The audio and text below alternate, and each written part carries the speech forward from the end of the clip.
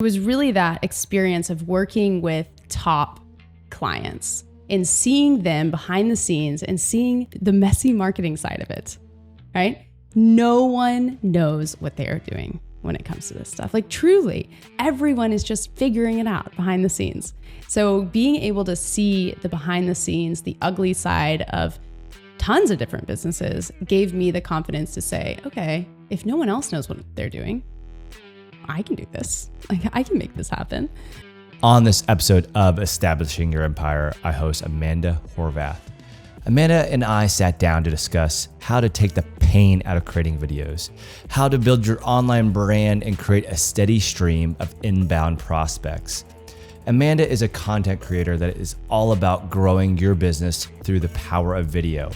She has years of experience doing videos for other businesses and top content creators, and now she uses her expertise to help others overcome hurdles and get faster results. If you're someone who has always just wanted to get more in front of the camera, this episode is for you. You're listening to the Establishing Your Empire show, a podcast that inspires entrepreneurs, creatives, and future business owners to pursue their passions, grow their organizations, and build their empire. My name is Daran Herrman, and creatively, I'm best known for my photography. But business-wise, my claim to fame is growing a company from $15K per month in online sales to breaking the $1 million a month barrier. And I'm sitting down with interesting people to talk about their process, the lessons they've learned, and how they have established their empires. All right, I got Amanda here on the Establishing Your Empire podcast. Thank you so much for coming by and doing a podcast in person, actually. In person, so exciting. It's crazy. So why don't you start off and tell us a little bit about yourself, who you are? Yeah. So I ran a video marketing company for about 5 years. And during that time, worked with amazing clients and different business owners and everything.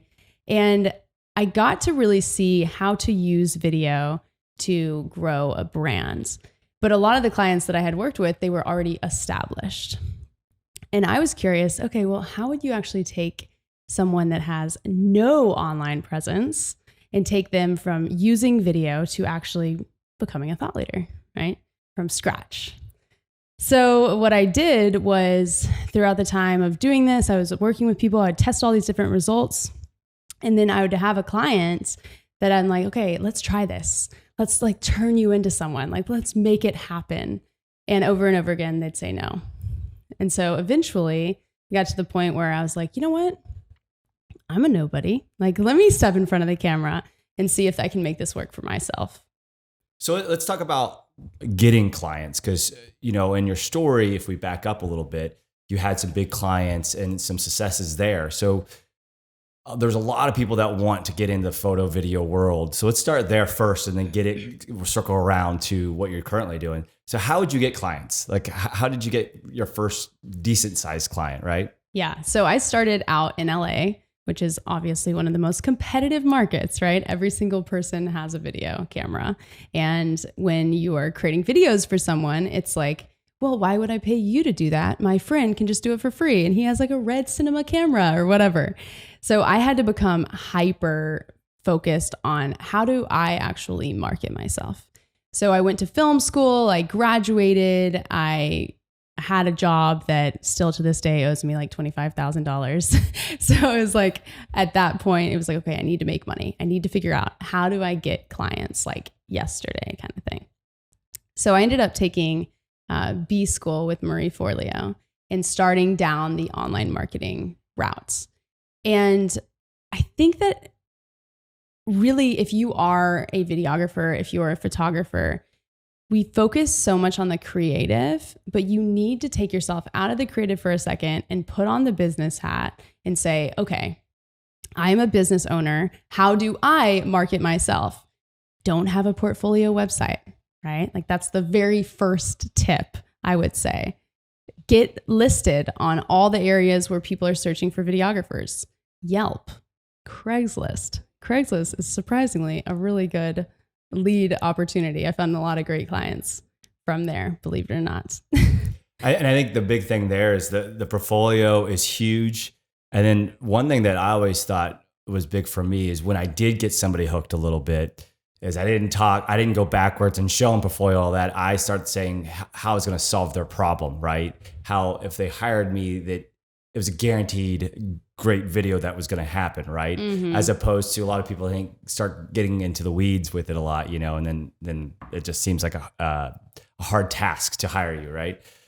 So you get a couple clients, and what made you pivot from being a production person to being kind of, I don't know, a coach or whatever you would call it now, right? Right. So throughout the time, it was really that experience of working with top clients and seeing them behind the scenes and seeing the messy marketing side of it, right? No one knows what they are doing when it comes to this stuff. Like truly, everyone is just figuring it out behind the scenes. So being able to see the behind the scenes, the ugly side of tons of different businesses gave me the confidence to say, okay, if no one else knows what they're doing, I can do this. Like I can make this happen.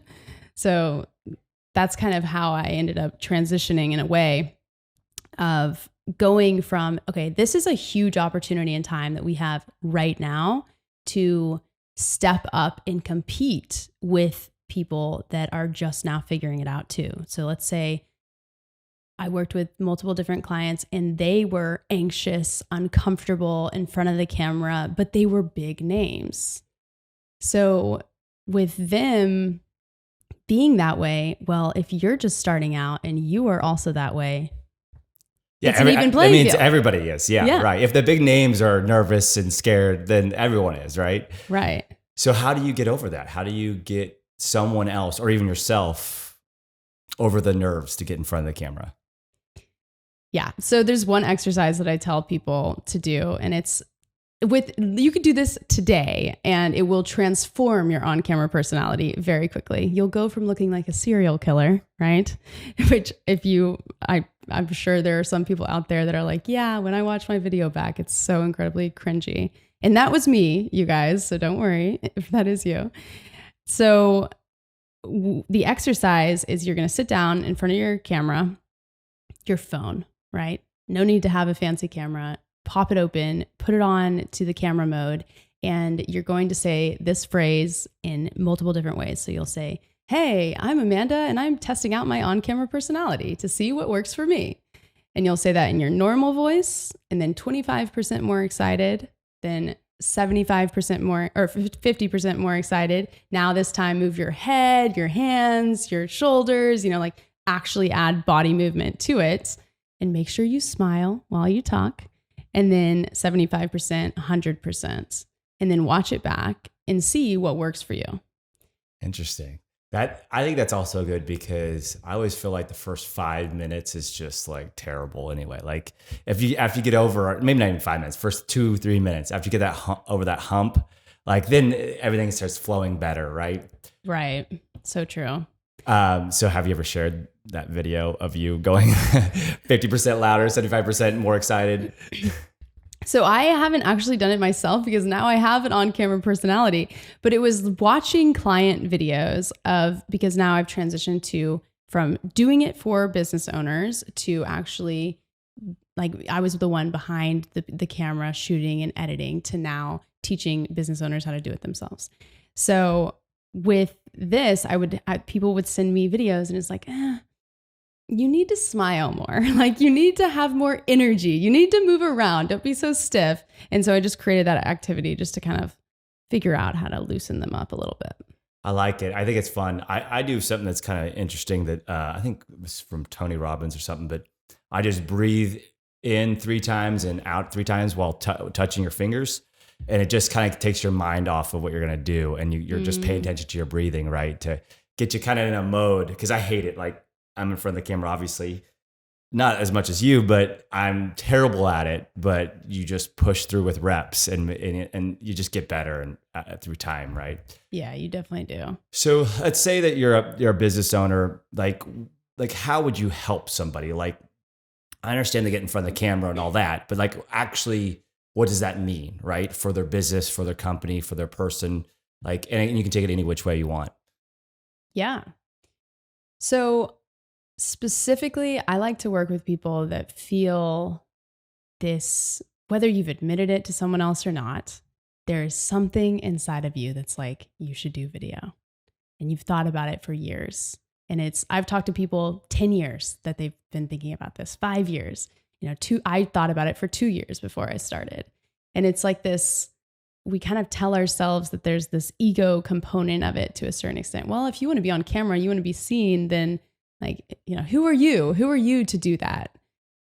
And so I think that the first thing is to recognize that my mode isn't necessarily like my strategies and everything. It's not necessarily for every business owner, but it's for the person that has been thinking about that.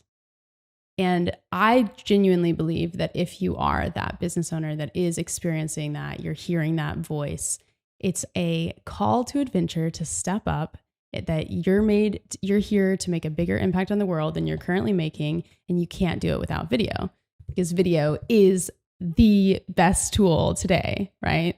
When was the last time you read a blog post? Genuinely. Yeah, not often. But I tell you what, every single day, pop up YouTube, Yep. and watch 15 minutes during lunch or something. It's very easy to consume, 4 minutes, So how did you, I guess, so let's say that they kind of know that they want to do it, but like, how do you get them to like move forward, right? Obviously, if they reach out to you, that's already helpful, but what's some let's say somebody's like never just wants to do that. Like what advice would you have for them, right? I think the first thing is to really think about who you want to be online. And we all have a personal brand, whether we think we have one or not. It's just a matter of digging deep and figuring out what that is, right? We're sitting here in your house. You have these music. Clearly you're into music, right? You come from that background. Like you have all these different components of yourself, and we all do. So I think just starting to really look at yourself, look at your past, look at the patterns that have been popping up over time, and starting to just get it on paper. Who are you on paper? First and foremost, before you ever even film a video, right?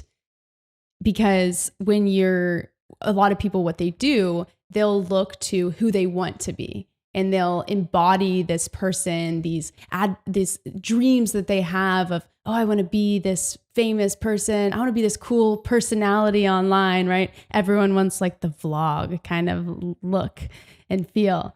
And when you do that, you're going to deal with imposter syndrome, and you're going to deal with this feeling of like, who am I to be doing this? Because you're trying to be someone that you're not. So instead of doing that, look to your past and look at the patterns that have continuously popped up over and over again with time. Like, what makes you, you? Music, different things, like all the different things that make you, you.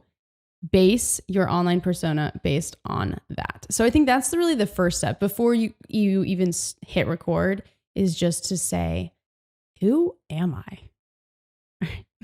I love it. I also think that it would be much more difficult to try to keep up a different persona, right? Because then you have to think as opposed to just being, right? So, all right, we got it all on paper, and we figure out who we are, which I think that's a fantastic activity, whether you're doing video or not. And then what? What's the next step for somebody? So it's rather simple in strategy, but not so much in execution. So you need to choose one platform, and you need to choose a cadence that you can maintain. And then you need to just stay consistent. Even with the podcast, I have to do every Wednesday. If I don't, then I won't get an episode out, because your priorities are all over the place, right? Mm-hmm. You end up wanting to do, clients talking to you, you have friends that are in town, this, that. Look, I know it's coming up. So if my Monday and my Tuesday are busy, then I got to do it on the weekend or whatever it is. Right. So I could either pre-do it or do it, Tuesday night at midnight, but I stick to that schedule because I created that for myself, right? Right. And it's like you have to become a different person to do that too, which is big. I think it's also powerful to like say that, hey, this is what I'm doing. Hey, every Wednesday, right? Because then now you just held yourself accountable to your friends or people who follow you, right? Right. Do you want me to go this direction of helping somebody get on video? Is this? Yeah, we could totally do that. So I think it's very powerful for people. It is. Okay. It definitely is. Because I even struggle. I struggle with it all the time. Yeah. So, and I'm, when you would look at me compared to other people, you would say, oh, well, you're up here on video, which I feel like I'm here, right? Because I never do it enough. Yeah. Not even close, but everyone thinks they're down there. It's just true. Yeah. And then I always I need to do so much more, right? Yeah. Once a week, that's not even that near enough, right? Mm-hmm. And then I think a couple other issues I have, and I think this is just kind of interesting to talk about, is I need it to be highly produced, which is ridiculous, right? Just grab the phone, get out there, go in the backyard, whatever, and chat. But I have to, even this podcast, setting up lights and multiple cameras.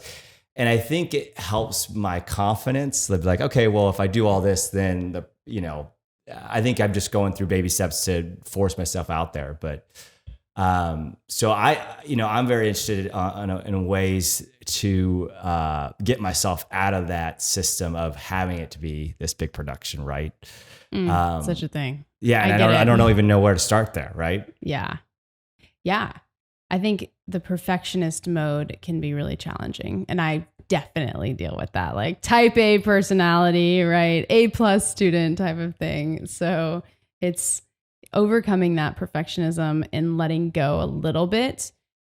But at the same time, I think that it's important to recognize that, and this just as much as I know this, like basic phone video sometimes converts better. Oh, sometimes way better. Right. It's way better because it's real.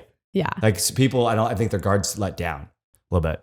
I tell a lot of my clients, hey, let's have 25% of your videos to be this highly produced, really fantastic, high quality video, but 75% should just be, phone, good enough lighting. Let's not make it hard to watch, but it's all about the content that you're producing, that you're showing, right?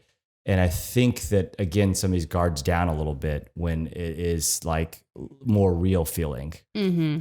So you do post a lot. You do a lot of content. How do you do that? Like any tips or tricks there? Yeah. So if we're going back to like, you choose one platform, you choose your cadence and you stay consistent, right? Everyone thinks like, oh, Amanda, you post so much, right? I post once per week. Oh, really? Interesting. Yeah. Well, maybe just because your videos are better, I see them. Yeah, it's funny because people always do tell me like, oh, you're constantly like posting videos and it's coming out and everything. And it's like, well, I've been doing the same thing that I've been doing since the beginning, posting one video per week. Now, of course, I've added like Instagram to it to where sometimes I'll post a photo or different things like that. But it's that consistency that makes you feel like you are everywhere, especially on YouTube when the algorithm keeps serving it up for, if you watch one video, then boom, now you're going to be watching a whole lot more of my videos. And so, and some people would say, okay, once a week, that sounds daunting. Like, how do you come up with enough content to post weekly? Mm-hmm. Yeah. The initial hurdle is the hardest part because you feel like you want to put everything into that one video and you want it to be perfect and all these things. And it's like, as you start creating content and you just start putting it out there, you think that that's all you have, but you're constantly reading posts. You're constantly listening to podcasts, you're doing things, you're learning, and they're always bringing in more and more things, and your perspective changes over time. And when you're releasing content, people are going to be commenting, they're going to be talking to you in your DMs, you're going to be getting all these different ideas. So at the beginning, it's challenging because you're not getting that input. Yeah, and I agree because you're around it so much. So you're also, if you have an idea, you probably write it down. You say, hey, I can make a video out of this. So back to kind of the business owners, because obviously COVID's been difficult. And maybe just a quick question on this would be like, what's something that somebody could do right now that is maybe a small business owner And you could have any store that you want, e-commerce store or local store or whatever it would be. Any advice for the small business owner that's probably struggling at this time? Yeah, this is a challenging time with COVID for sure. I think that for a lot of people, this is such a huge opportunity to reflect. Are you on the right track? Right? Like, if you love what you're doing and your business is struggling and you just need to get more leads, then that's one thing. But like, I think first and foremost, you need to say like, am I on the right track? Am I doing the thing that I'm supposed to be doing? Or has the universe served this up in a way for me to wake up to the fact that I maybe should shift, right? So depending on which one you're doing, we can kind of talk through both. But if you are a business owner right now that just needs to get leads, first and foremost, I highly recommend LinkedIn. If you're going to choose a platform and you're struggling to choose which one do I go with, LinkedIn is a gold mine. Have you spent any time on LinkedIn recently? Yeah, 100%. And without leading you the question, like why LinkedIn? Yeah. So LinkedIn is a discovery platform. So Facebook, Instagram, they're at maturity, right? You post content, it's going to be buried within only a couple of weeks. And with LinkedIn, you post something on LinkedIn and less people are on the platform actually posting content. So because you post something and there's less people posting content, your content's going to be around for about 2 weeks. That's the first part. And then the discovery platform comes in when I see your post and I like it, it goes to my audience. Right. It goes on your, I don't know if you call it your wall, but whatever your profile is, your activity. I also think that LinkedIn, like 3 likes is like on LinkedIn is like 30 likes on Facebook or something, because I just feel like that's the right audience, right? Just because you might have some artificial reach on Facebook or whatever it would be. I don't feel like people actually pay attention to you as much. On LinkedIn, you mean like the traffic that you get from LinkedIn? Yeah, the people that are actually paying attention to whatever you post. So right? Here's the other thing that is absolutely mind-blowing to me about LinkedIn. So with all these other platforms, it's kind of like you can't control who follows you, right? Like you can kind of connect with some people, you could follow, maybe they'll follow you back kind of thing. But with LinkedIn, you can actually search. So let's say your audience is, you are a photographer and you specifically like shooting, I keep doing the music analogy, but like you like shooting music, right? So you're just going to add a ton of musicians. So you go into LinkedIn and you type in musician and you can do musician and blank. And you can search it within a certain location too. So if you're a local business, you can get hyper specific about your audience on LinkedIn and you start to curate who are you creating content for. Yeah, that's really interesting. You could also take that same mentality and say you're looking for a job, right? You could circle around somebody before connecting with them. You could literally connect with people in the same industry or their competitors or their clients or whatever it would be, and then you would seem like you're in that inner circle or whatever. That's an interesting mode, and I think that could be pretty good with LinkedIn. It's pretty amazing. Like I've been trying to dive all in on LinkedIn, and I think that ability to do that separates it from any other platform. And because LinkedIn is a business platform, people are more likely to buy off LinkedIn than they are off Instagram. So there's just so much more of a pool. So if you are a struggling business owner right this very second and you need to get leads, start getting strategic with what kind of content to create and how to serve it up to the right people. What about the do-it-yourself versus paying somebody? Yeah. Any thoughts there, right? Yes, absolutely. So you and I know how expensive it is to pay someone to do it for you. Yeah. And the reason it's expensive is because it just takes time. When someone first starts with video, they think that they're doing something wrong. And in reality, you're doing it right. It just takes time. Like that's the reality of editing, right? So you can either pay someone else for that time, or you can have a system in place that allows you to do it quickly and efficiently without taking up tons of your time and maybe outsource parts of it. So I am really, really big into that model, the do it yourself, outsource parts of it, depending on your budget, especially if you are a struggling business owner right now. Right. So for you, what parts do you outsource? I outsource my assistant editing. So about 80% is completely sent to the Philippines for about $8 an hour.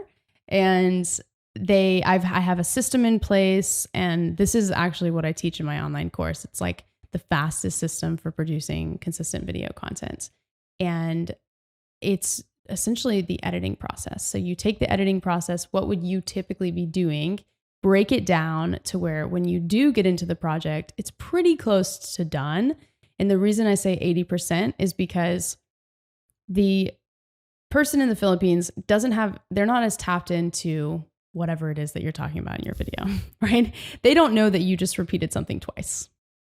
Like that. And so you watch the video back and you're kind of fine tuning it to a certain extent instead of having to send notes back and forth and try to put the perfect email together of during this time code and this time code, will you make this change or whatever? Or even if you're using like something where you can actually comment on the video, it takes time. So why not just open up the project file, quickly move it, tighten it up, and then export it. So I think that video is a skill that is just like building a website. Every single person that is a business owner today, you have to understand the fundamentals of that. Like even a Squarespace website, right? Like you have to have the basics.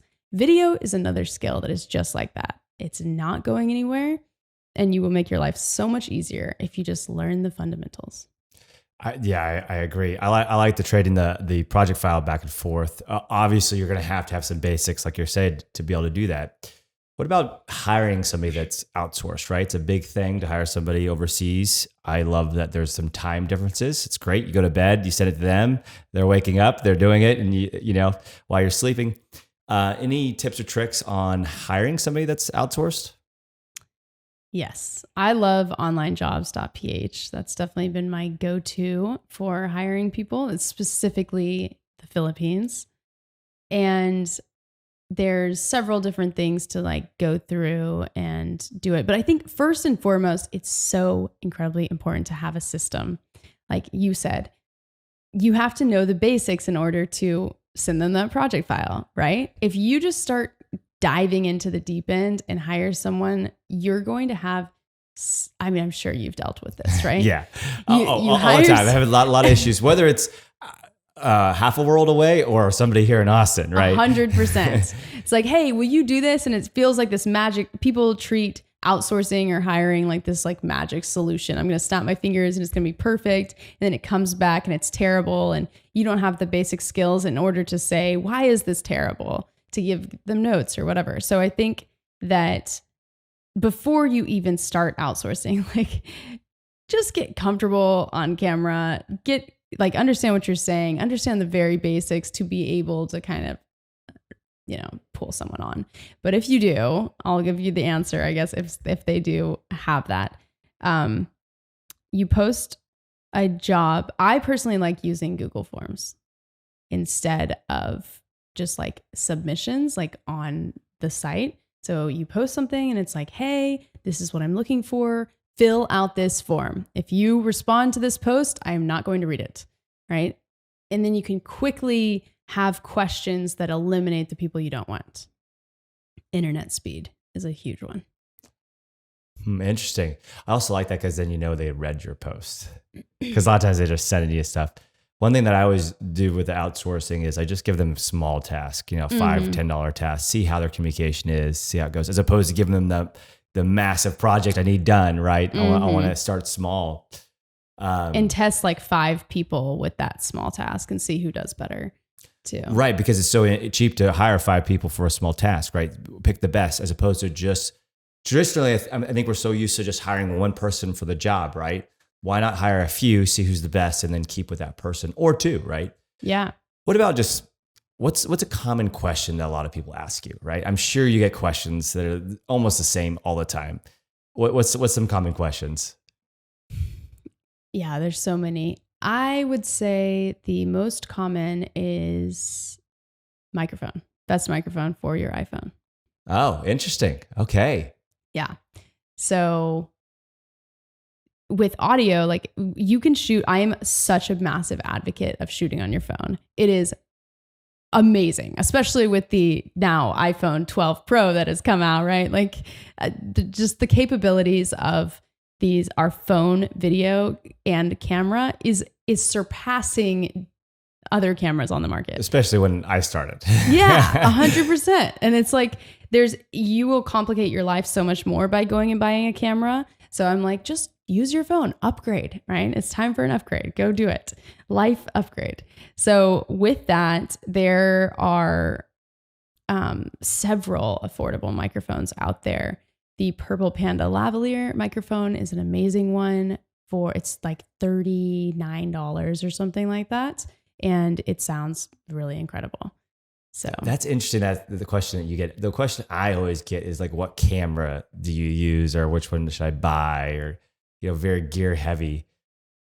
Mm-hmm. And I think it's because I'm so like phone, like shoot on your phone.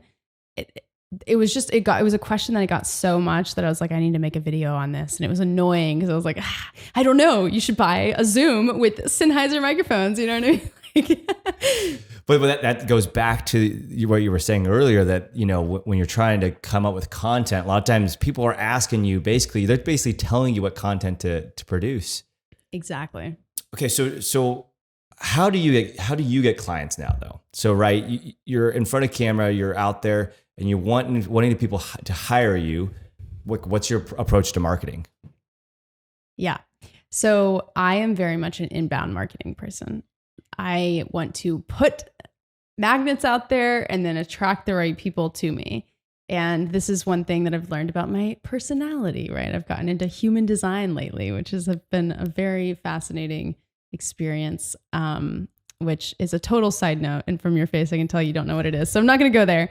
But I am an inbound person. So I like to attract people to me. With the transition, I've been transitioning from the service-based business to the course business model, which is a very fascinating pivot. And it's a very different model to where I'm not actually bringing in clients on a day-to-day basis anymore. It's just when I launch. So in some ways, I'm focused on providing value, provide value, provide value, provide value. Okay, join my program. Like we have this 2-week period to join my program. And then I have like this huge launch where I use a webinar with emails that go out and those kind of things. So it's YouTube marketing, 1 video a week, and then Instagram and LinkedIn and the launch. And how has pivoting to coaching gone? Because there's so many people in that space now. So it's tough, because I think you got to make yourself so that people trust you, right? And want to come in and, and like, so any I guess trials or tribulations that's happened from that pivot to coaching? Oh, it has been such a journey. Yeah, it is. The experience of having clients control your time and you having to just find the time to be able to create your own videos, like that's a huge step in and of itself for you to prioritize yourself and start getting good at saying no. Like that's huge. Then the creating the course while also creating 1 video per week was really, really challenging. I mean, it was like I'm shooting 50 videos outside of 1 video a week. And I don't know if people are going to buy it. Is it going to work? Yeah, I did validation calls, but like, you don't know until it actually happens. And there was this one moment where my sister, she came into my room. She's like, Amanda, you seem like you have this dark cloud over you. You are a terrible person to be around. Like, you don't understand. Like, I'm trying to do this pivot and no one understands and whatever, but it worked out. I love it. So what's kind of the ideal customer? Like who's somebody that you would want to sign up for your coaching class, right? Mm-hmm. So I now, because of how challenging that transition is, I very much am honing in on, if you are a service-based business owner that is looking to pivot to the online course business model, you're ready to get away from trading time for money. You want to get more into that passive income space. Let me give you the video strategy to make it happen. Let me give you the tools and help you really make that pivot. Yeah, I love that. And so it sounds like somebody that's already on their way a little bit. They just probably need to a little bit help to go the next step or whatever it would be. Potentially, it could be someone that's running a service-based business. They're burned out and they feel like they're meant to be making a greater impact on the world, and they don't know what it is. And there's maybe this side hobby that they're really into. Well, let me build a personal brand around that and work to pivoting completely to something new. So I think that when you use video properly, it is actually like a guiding tool that can kind of lead you to find your passion and purpose in life. And then from there, you can actually build a business. Yeah, let's talk about that. You obviously run your own company. A pivot's almost like creating a new company. What advice would you give somebody that wants to maybe start their own business or even just a side hustle or anything like that? Any tips or tricks to get started, right? Yeah. So I think that it's getting, like, start with your why, right? Like Simon Sinek. It's like, really get clear on where are you headed. And I can give you the example. So when I was running my video marketing company, I set a goal when I was 25. I was like, I want to have passive income by the time I'm 30. It was on my 27th birthday, or I had just turned 27, and it was a couple months after that I got on a call with like a CFO type, and she was like, you're going to need to double your rates in order to keep doing what you're like, to really make profit. And I was already charging a lot of money, and I was already working with a certain demographic of people that it was like, if I double my rates, like, I have to go corporate. I don't want to do that kind of thing. So it was connecting to that why of realizing, okay, at 25, I set this goal to have passive income by the time I'm 30. And the reason that I wanted to do that was because I eventually wanted to be a stay-at-home mom and like have the option to stay at home with my kids. Now I'm like turning 29 next week, and I'm like, 30 is a little early. We're going to hold off on that. But, like having that clear why and having that timeline, like a time-bound timeline, it made me realize, okay, no, like, I am putting my foot in the sand. I cannot keep going on this path that is not going to lead me to where I actually want to go. I need to make the change. No one is going to give me the time to make this happen. I have to step up and really do it myself. So how did you actually start? So I think the very first step is having a time block in your calendar that allows you to focus on content. And when you are a burned out service-based business owner, it is a huge deal for you to take any time for yourself. So you are, in some ways, it is a content time block. But if you have that one time block that is on your calendar every single week, and all you can do is get on YouTube and watch videos, you need that time. Like, you just need to like breathe for a second. I completely agree that you just got to make it a priority, like some way, shape, or form, whether it's middle of the night or whatever it is. It just has to be a priority. Otherwise, it'll never happen. Mm-hmm. When I started one of my first companies, well, my third one, but one of my first companies, I guess it was back in 2009, I literally like 4 to 6 p.m. every day. And I know everyone can't do that, but that was 2 hours. And I'm a big believer in that, because otherwise it just never would have happened. Yeah, for me, it was Saturday morning hustle time. It was like, okay, if I can't take my week during the time, like, let me go to a coffee shop, just start learning how to do this. You need to study the platform that you're going to start on. So for me, it was YouTube. Like, I knew I wanted to do YouTube. So it's like, spend that time just learning. Like, don't just jump into creating content. Like, I think that's the theme, I think, overall so far of this podcast is like, don't jump in. Like, think about it. Give yourself the time. Zoom out for a second and then decide, like, where am I going? And what's your favorite video that you've ever made? Favorite video that I've ever made? Or maybe the most popular if you don't have your favorite. Yeah. From client videos, it's the bicycle sport shop video that I made it's a local bike shop here in Austin. Fun. And it was a very emotionally driven video. And there's just like a lot of like, it's cinematic. It has like this underlying, we kind of like hit upon what it feels like to be on a bike. And it just, I think it's one of my favorites. I love it. Any books or mentors that's helped you along the way? Amy Porterfield has been my North Star for 5 years. And she's definitely huge with the Online Marketing Made Easy podcast. That's how I kind of initially got into marketing. And I'm now like, I took her course in order to create and launch my course. And I'm in her like top membership program as well. And then in terms of books, E-Myth was a huge thing for me. Robert Kiyosaki with his cash flow quadrant was also a massive one. I just started reading Clockwork, which I'm very excited about. Haven't read that one yet at all. I feel like it's the new E-Myth. Okay, cool. Yeah, E-Myth is a book that's very common for people to talk about. What about like, what does success look like for you? So my new goal is I want to be working 3 days a week.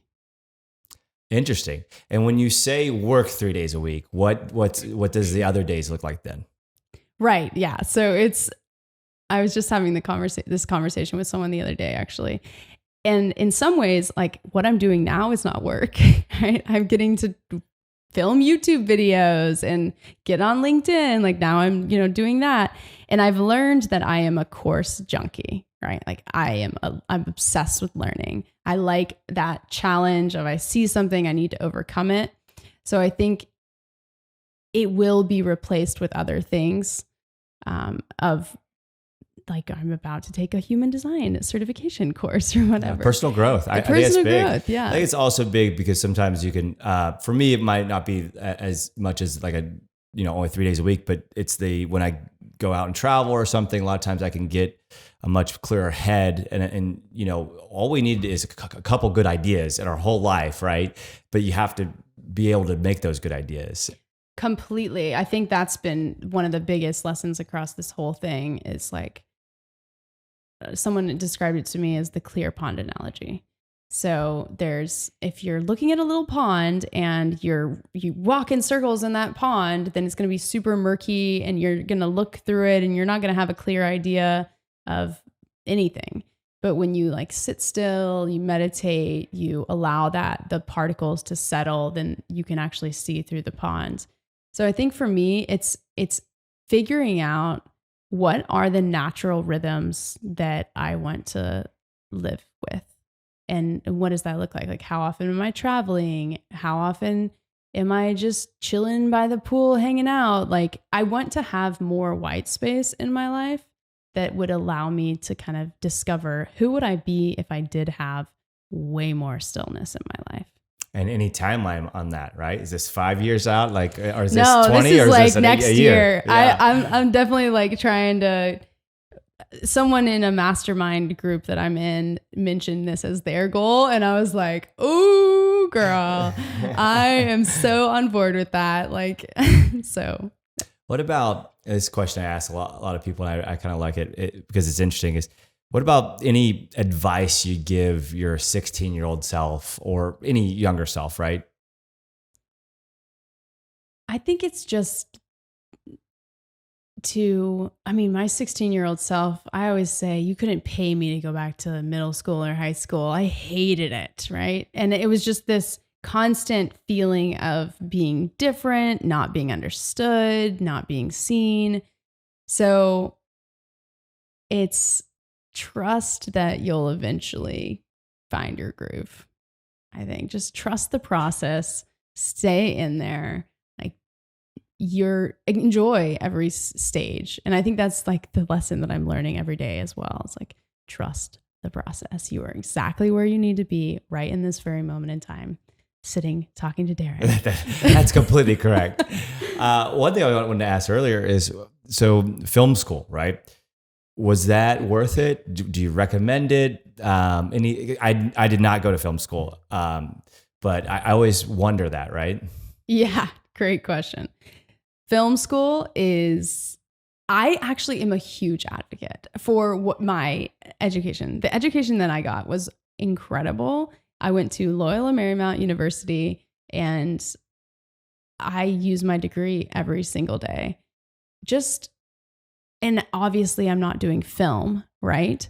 But it set me on this path. I knew in high school that I wanted to do video, and film school gave me the foundation to learn what a good story is, I specifically studied documentary filmmaking, which was so incredibly useful for business videos, right? Like interviews and B-roll and different things like that. So I think that I don't know. It's complicated because you don't need film school, right? I don't think that you do.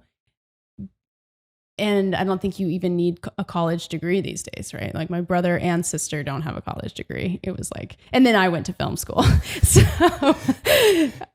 and that was not typical for our family to do that. Right.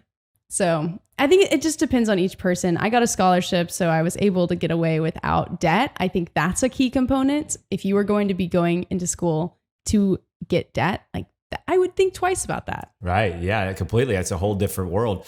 What about the differences between, because I think a lot of people listening, and I think a lot of people in general, my nieces and nephews, they're young, they want to be YouTubers and this and that. So for some of the people wanting to get in the industry, what are some of the differences you saw between LA and Austin, right? Any thoughts there? Yeah. So when I was going to college, and this is one of the things that I think is really beneficial about going to school, I had 6 internships during college. So I went in, I was like, yeah, I'm going to film school, but I'm going to graduate with a job, right? Right. Which is hilarious because, still to this day have not really ever had a job. But that was my mission. And I went and I took a course. I did several different things to figure out what I hated. Mm-hmm. And yeah, right. That's a great way of looking at it. Yeah. And you need to do that. Like I was like, okay, I got on set at CBS and it was a big studio set and I hated being on set. I was like, this is like the worst thing in the world. I cannot stand it. Like not doing that. Nix, like move on to the next thing. Okay, maybe I want to edit movie trailers. Like let me try to do that and dive in and explore this little random niche. And I think that's the value of LA versus Austin. Like Austin doesn't have as many of those if you're doing film. Like if you are really thinking YouTube or film or TV or anything like that, there are so many different roles that you can play that going to a big city like that to discover what roles you do enjoy, that's really beneficial. Yeah, I agree. And then I think on the opposite end, in Austin, which I'm sure has pockets in LA too, is there's a lot of people that are creative here and they're really easy to find. And as someone who's owned a photo video company, I've always enjoyed being able to hire a lot. There's so many people here that are creative and that are interesting. And don't get me wrong, Austin is way better than LA. I have not missed it one day since I've left. I lived there for 6 years and yeah, it's amazing, but Austin is booming and LA is dying, in my opinion. Right. What about working for free? Have you ever done that, and any thoughts there? Never worked for free. Yeah. So working for free is great to get your foot in the door. But if you are working for free, have a cap. It is not that you are working for free and you're suddenly a slave and you're willing to do anything. Still have a contract and still have, if not a contract, if you're still learning, maybe you don't have it that, but you have a deliverable and you have I'm only giving you 1 round of edits. That's it. I'm doing this for free. You're going to get the video that you get and that's it. So I think that it's like, don't be afraid just because you're trying to get your foot in the door and do a favor. Have boundaries for yourself too. Sounds like you're speaking from personal experiences. Yeah. And I've watched so many people do it too. Yeah. What I always say with the work for free is act like it's a big contract, and a lot of times put $8,000 crossed out zero, you get one round of edits, like you said, and then the rest are billed at, $100 an hour or whatever you want to do, just to kind of keep it, setting expectations. I think it's very important. What about, so you're on the up and up with your companies and things are going well, your presence is growing. Any regrets along the way? I think no. I think that stepping in front of the camera was one of the best things that I've ever done in my entire life. And I recommend it so much for other people. I think that I needed to have those 2 years where I was wanting to do video and feeling that and trying to go, I learned so much throughout every single phase of my career that, I can't say no regrets.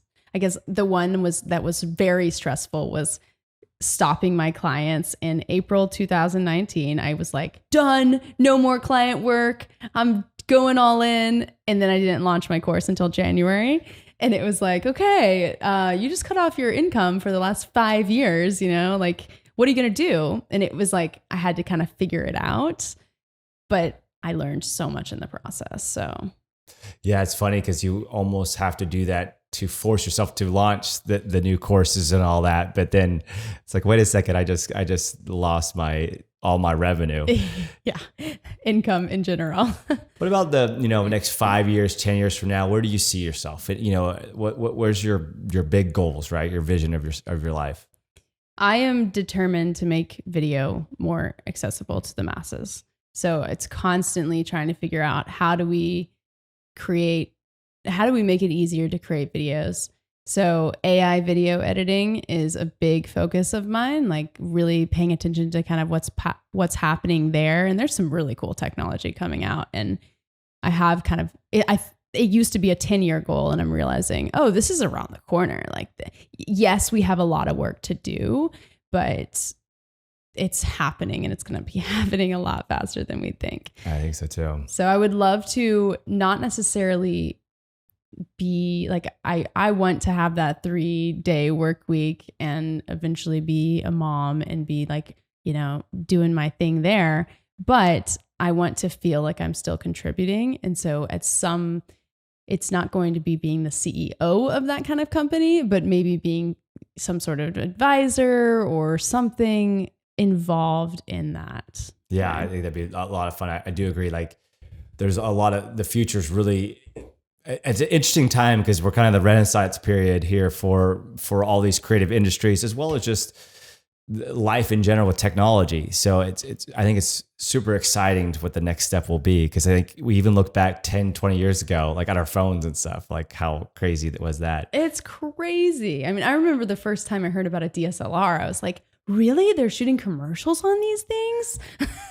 Oh, you're telling me I started, on VHS tapes. Right. So, yeah. Yeah. And they had a convert them from analog to digital to be able to edit them. And so it's been a big change. Wow. Yeah. So I end every podcast with this question. It's my last question is, how would you like to be remembered? I would like to be remembered. That is a tough one. Okay. I would like to be remembered as the person that shows what was possible. I love it. Well, Amanda, thank you so much for being on the Establishing Your Empire podcast. I really appreciate you coming on and being on the podcast. Thanks for having me. All right. Cheers.